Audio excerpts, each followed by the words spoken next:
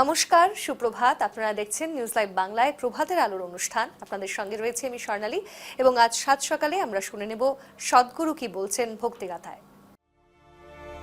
দেখুন, শরীরের ভেতরে নানান ধরনের গতিবিধি রয়েছে, যা প্রতিটি মানুষই হয়তো কিছুটা হলেও জানেন। আপনি যদি ডাক্তার হন, আপনি ভাববেন রক্ত সঞ্চালনের কথা, আর অন্যান্য ধরুন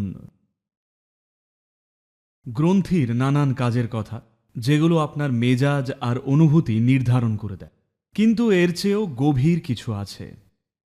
সেটা হলো প্রথমত এনার্জির চলাচল, শরীরের ভেতরে বিভিন্ন বায়ুর চলাচল, যাতে কোনো বাধা থাকা উচিত নয়।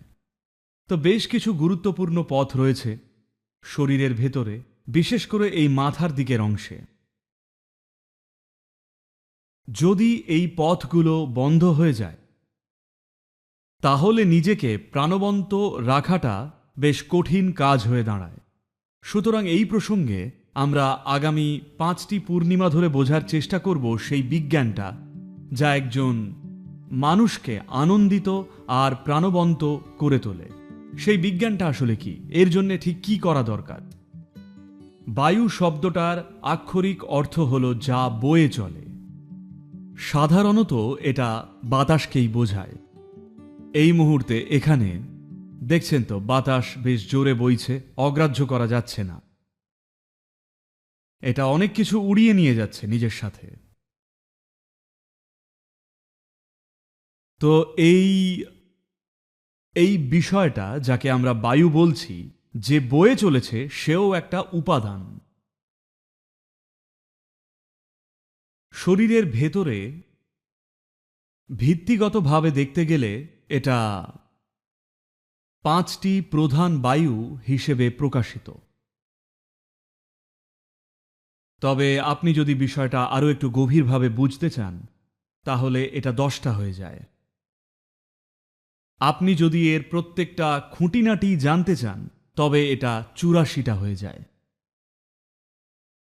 কিন্তু সেগুলো এতই সূক্ষ্ম, আপনাকে হয়তো জন্ম জন্মান্তর ধরে মনোযোগ দিতে হবে সেই বিষয়গুলো বুঝতে। সাধারণত আপনি যদি এই 5টি বায়ু সঠিক জায়গায় আর সচল রাখতে পারেন, তাহলে বাকিগুলো আপনা থেকেই জেগে উঠবে আর নিজেদের কাজ করবে। এই বায়ুগুলোর মানে হলো, যেহেতু এগুলো শরীরতন্ত্রের সবকিছুকে সচল রাখে, আপনার হজম শক্তি কাজ করতে হলে এই পঞ্চবায়ুর প্রয়োজন হবে, রক্ত সঞ্চালন হতে হবে, পুষ্টিগুণ সারা শরীরে ছড়িয়ে পড়তে হবে, কোষগুলো থেকে দূষিত পদার্থ দূর করতে হবে। এই সব কিছুর জন্যেই গতির প্রয়োজন। যদি আপনি এই গতিটা থামিয়ে দেন, তাহলে দেখবেন এই শরীর আর জীবনটাকে ধরে রাখতে পারবে না। তাই এই প্রবাহটা কি পুরোপুরি অবাধ, নাকি সেটা একটা বাধাপ্রাপ্ত বা আড়ষ্ট প্রবাহ, আমরা এই দিকটাই দেখার চেষ্টা করছি।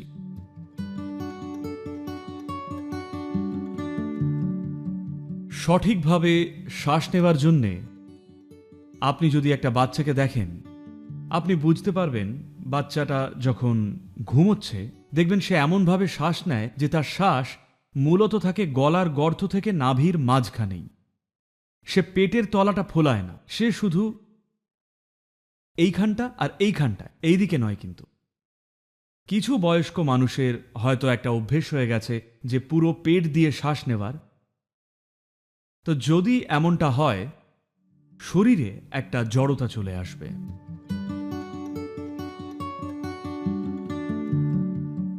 যদি আপনার গ্যাস তৈরি হয় নাভির নিচে, তার মানে আপনি যদি নির্দিষ্ট কিছু খাবার খান, আসলে আমরা এই নিয়ে কথা বলেছি যারা ইঞ্জিনিয়ারিংয়ে ছিলেন তাদেরকে, যদি আপনি অতিরিক্ত পরিমাণে মাটির তলার খাবার খান, যেমন আলু বা ওই ধরনের মূল জাতীয় জিনিস খান, তাহলে আপনার গ্যাস তৈরি হবে নাভির নিচের দিকে।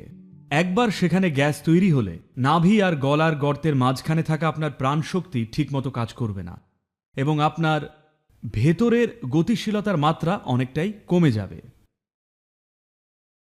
এটাই একটা কারণ, যারা ধ্যান করতে চান, যারা ছাত্রছাত্রী আর যাদের মনোযোগ ধরে রাখতে হয় এবং একটানা লম্বা সময় জেগে থাকতে হয়, তাদের এই ধরনের খাবার খাওয়া উচিত নয়।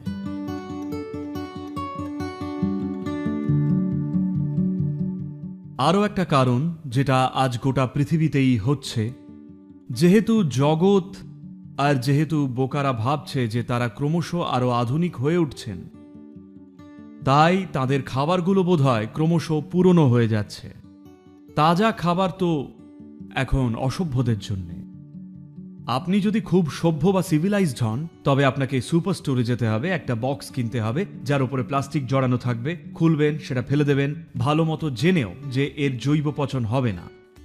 আর কৌটোটা তৈরি হয়েছে অন্য কিছু দিয়ে, সাধারণত প্লাস্টিক বা অ্যালুমিনিয়াম বা ওই ধরনের জিনিস। সেটার থেকে আপনি চাইলে মাইক্রোওয়েভে গরম করে নিতে পারেন, যেটা আরও একটা খারাপ কাজ আপনি করছেন, এবং তারপর সেটা খাচ্ছেন। এই খাবারটা হয়তো কমপক্ষে 3 মাসের পুরনো। না, এটা তো ফ্রিজে রাখা ছিল, এটা প্রিজার্ভড। আর ওতে প্রিজারভেটিভও দেওয়া হয়েছে যাতে নষ্ট না হয়ে যায়। এটা তো আরও একটা বড় ভুল। এখন যৌগিক পরম্পরায় বলা হয়, আপনি যদি কোনো কিছু রান্না করেন তবে সর্বোচ্চ 1.5 ঘন্টার ভেতরেই আপনার সেটা খেয়ে নেওয়া উচিত। যদি কিছু বিশেষ ধরনের খাবার থাকে সেক্ষেত্রে 4 ঘন্টা পর্যন্ত ঠিক আছে, আর বেশি হলে সেটা আপনি ছোঁবেনও না। যত সুস্বাদুই হোক না, যত ভালোই দেখতে হোক না কেন, আপনি সেটা ছোঁবেন না, কারণ এরপর আপনার ভেতরে গ্যাস তৈরি হতে শুরু করবে।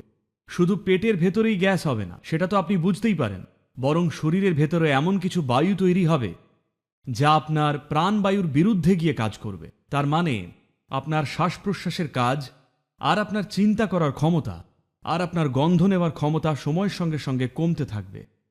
এই 3টে জিনিস অত্যন্ত জরুরি আপনার এক প্রাণবন্ত মানুষ হয়ে ওঠার ক্ষেত্রে।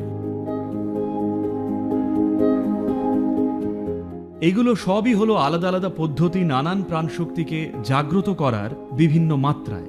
তাই আপনার জন্য সবথেকে সহজ উপায় হলো, ধরা যাক 6 থেকে 7 মিনিটের একটা কাজ, দেখবেন আপনার শরীরের ভেতরে নতুন শক্তির সঞ্চার।